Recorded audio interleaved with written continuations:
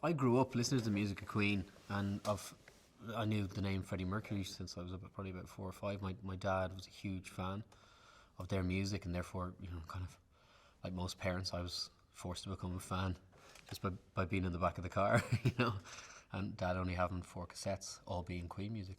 So when I first read it, I was just really excited that number one, they were making a movie about Freddie and about the band, and I thought that it was incredibly true to kind of the documentaries that you see.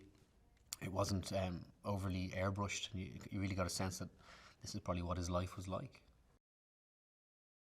The relationship that Freddie had with Mary was something that obviously I'd heard and read stuff about, but I never realised how integral they were to each other's lives. I didn't really know much about Paul Prenter, because obviously the band don't talk about it a huge amount, because he was quite a malevolent force within Freddie's life, and obviously the band have major issues with him, and the more research you do, the more you realise they're very much legitimised reasons for having issues with him. And so yeah, I was kind of fascinated to see that, and then to get an insight into who Freddie really was. You always have to be careful because you're playing a real person, and sometimes the subtleties of people's choices are taken away in filmmaking, because you need a bad guy, and Paul in this story definitely is, and there are definite reasons why Paul is that person. He made some choices, and people hate him for them. Certainly, if you go on any message boards and doing the research to see what the super fans of Queen, they have very strong opinions on Paul Prenter. So you do kind of feel that there is a certain amount of, I suppose, respect you have to give to the person who existed and his life, and then you have to give a certain amount of respect to the story and how it's being told. So you try to find that balance. I think Paul loved the idea of being in the band without having to do any of the work of being in the band. So he got all the perks of, the parties, the drugs, the men.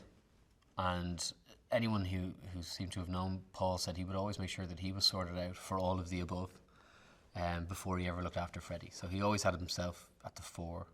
But at the same time, apparently he was incredibly gregarious. People loved being around him. He was, the life and soul of the party, and that's why Freddie loved him so much. He always kept the party going. But eventually that party has to stop, and Paul didn't want it to. And Freddie realised that it was killing him. It takes chances. It's not boring, and like Bohemian Rhapsody is a great example of that. It's actually 4 different songs in one. And the fact the record label were like, you're not releasing this, and it becomes like one of the most iconic songs of any generation. Everyone knows that song. You have to really embody the physicality, the voice, and the passion and energy that Freddie had, and Rami does that in spades.